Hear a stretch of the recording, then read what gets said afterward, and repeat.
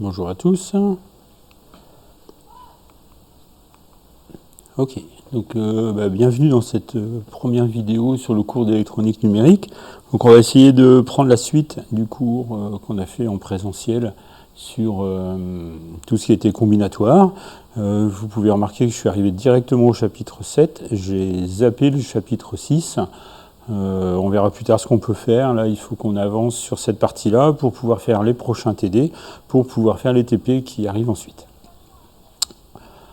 Ok, donc j'ai choisi de faire des vidéos par partie du cours, pour faire des vidéos pas trop longues, d'environ un quart d'heure peut-être, afin peut-être de s'y retrouver plus facilement et que ce soit plus, comment dirais-je, plus facile peut-être à regarder pour vous.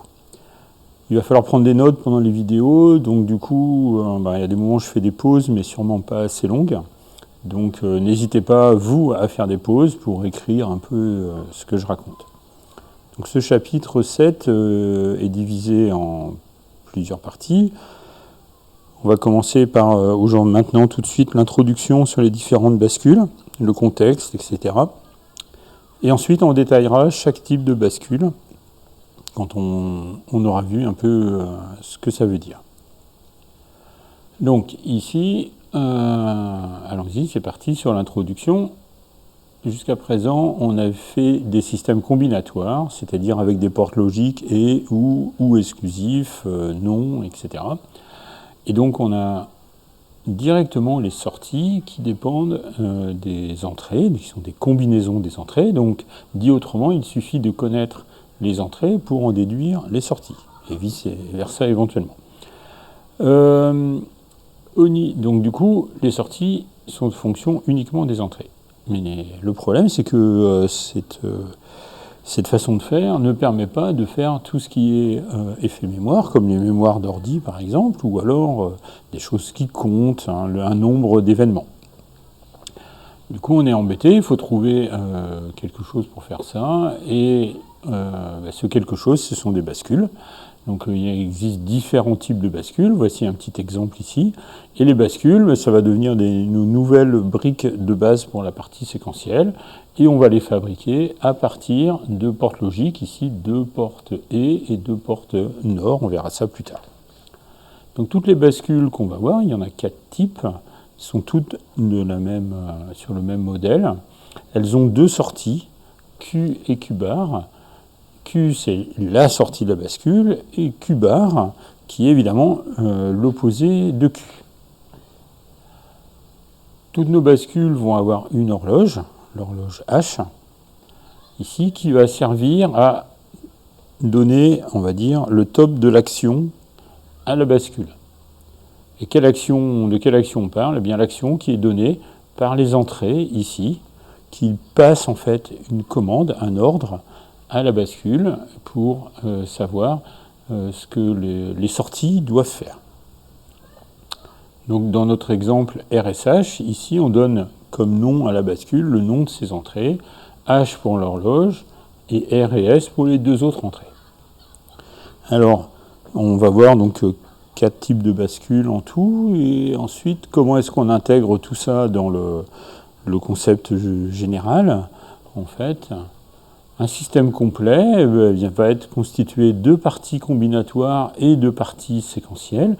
Par exemple, sous cette façon-là, ça c'est ce qu'on appelle l'architecture de Moore, et une machine de Moore, comme ça, permet de faire absolument tous les systèmes qu'on peut imaginer.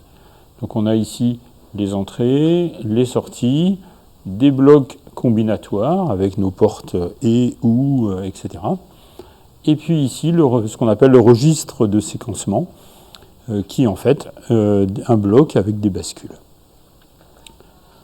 Donc avant revenir sur la machine de Moore et puis le système complet, il faut déjà être capable de faire la partie avec les bascules. Et donc on commence par voir forcément une bascule, qu'est-ce que c'est. Donc ici, on va voir 4 types de bascules. Donc je choisis de vous présenter d'abord les 4 types de bascules, etc. Et ensuite, on regardera en détail chacune des bascules dans les vidéos suivantes. Donc les 4 types de bascules qu'on va étudier et qu'on va utiliser en TP sont les bascules RS, D, T et JK. Alors, la bascule RS a l'entrée R et S qui donnent 2 ordres possibles à la bascule. Lorsqu'on active l'entrée R, c'est-à-dire lorsqu'on met un 1 logique sur l'entrée R, la bascule va faire un reset, donc une remise à 0 de la sortie Q. Lorsque l'on active l'entrée S, donc en mettant S à 1, la bascule va faire un set de la sortie, donc une mise à 1 de la sortie Q. Et lorsque l'on fait ni R ni S, donc avec un 0 ici sur le reset et un 0 sur le set, la bascule ne fait rien et donc la sortie Q reste dans l'état dans lequel elle était. Si la bascule, la sortie Q était à 0, elle va rester à 0.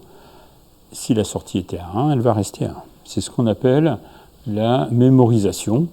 La sortie ne change pas. À quel moment est-ce que cet ordre est exécuté? Eh bien, au moment indiqué par l'horloge H. On verra sur la diapo suivante ce que ça veut dire plus précisément. La bascule D, elle connaît un seul ordre, et c'est la recopie de D sur la sortie. Alors le D, ça vient de data, et donc c'est avec ça qu'on fait les mémoires d'ordi. Et donc, si D vaut 0, lorsque l'horloge dit de recopier, la sortie Q va passer à 0. Et si D vaut 1, au moment où l'horloge le dit, la sortie Q va passer à 1. Donc tout ce que sait faire la bascule D, c'est recopier l'entrée sur la sortie, au moment où l'horloge le dit. La bascule T, elle ne connaît qu'un ordre, elle, c'est faire un toggle, donc une commutation. Commutation, c'est un changement. Si je suis à 0, je passe à 1. Si je suis à 1, je passe à 0. Donc, lorsque l'entrée T est à 0, eh bien, on demande à la bascule de ne rien faire, c'est-à-dire de mémoriser. La sortie Q ne va pas changer. Et lorsque l'entrée T est à 1, on demande à la bascule de commuter. Et donc, la sortie Q va commuter lorsque H lui dira. Alors la sortie va commuter, ça veut dire quoi? Ça veut dire qu'elle va changer d'état, changer de valeur. Dernier type de bascule, la bascule JK. Alors la bascule JK est l'union en fait de la bascule RS et de la bascule T. Donc elle connaît 3 types d'ordre. Premier type d'ordre, lorsqu'on met J à 1, la bascule va forcer la sortie Q à 1. Donc en fait, J a le même rôle que S dans la bascule RS. Lorsque l'on met l'entrée K à 1, la sortie Q va être forcée à 0.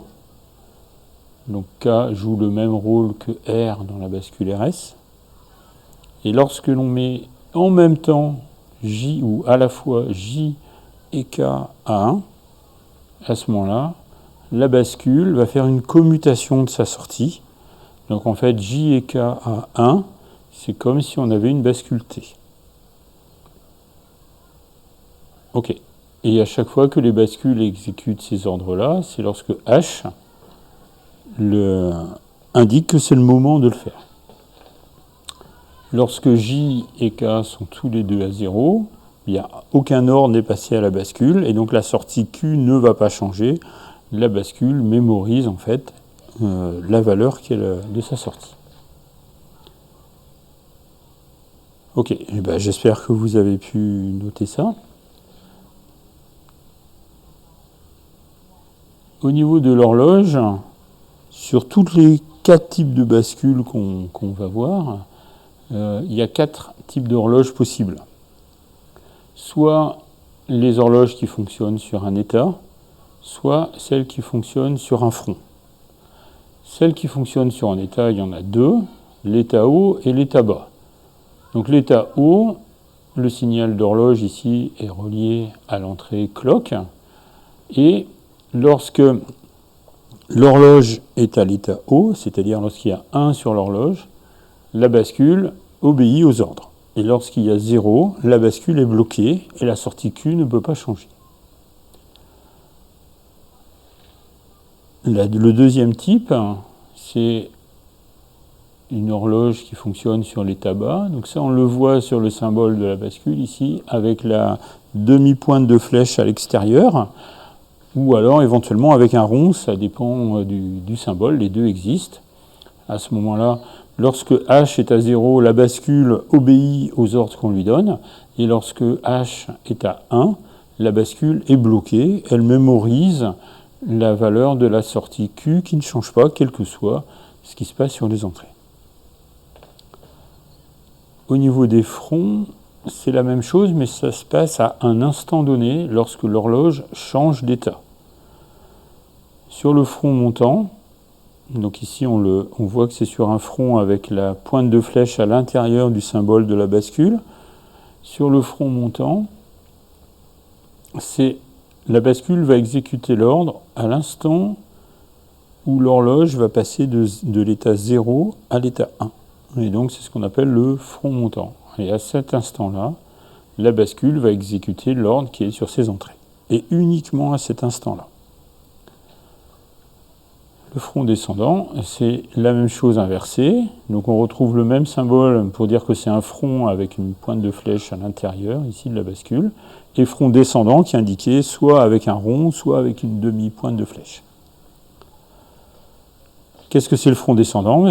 C'est le moment où l'horloge passe de l'état 1 à l'état 0, et à ce moment-là, la bascule exécute l'ordre qui lui est donné à cet instant précis. Ni avant, ni après. Quand on va faire des tables de vérité sur les bascules, on ne va pas faire des tables de vérité pour chacune des types d'horloges différents. Donc pour se simplifier la vie dans les tables de vérité, on va le noter avec le symbole pi, ici, pi majuscule, qui en fait symbolise un cycle sur l'horloge qui commence à 0, qui passe à 1, qui reste à 1, puis qui redescend à 0. Ce qui veut dire en fait que quel que soit le type d'horloge qu'on a, l'horloge a été activée. Donc quand on verra ça, dans les tables de vérité, là, sur l'horloge, ça veut dire que c'est après une activation de l'horloge, et donc après que la bascule ait exécuté l'ordre qui lui a été demandé. Dernière chose à savoir dans l'introduction sur les bascules, c'est que les bascules ont aussi des entrées asynchrones, donc qui permettent de commander les sorties de façon asynchrone, donc quel que soit l'état de H. Donc lorsque l'on donne un ordre par une des deux entrées asynchrones, la sortie Q exécute immédiatement l'ordre qui est donné sans attendre un signal sur H. Ce sont des entrées qui sont prioritaires par rapport aux autres. Donc il y en a deux.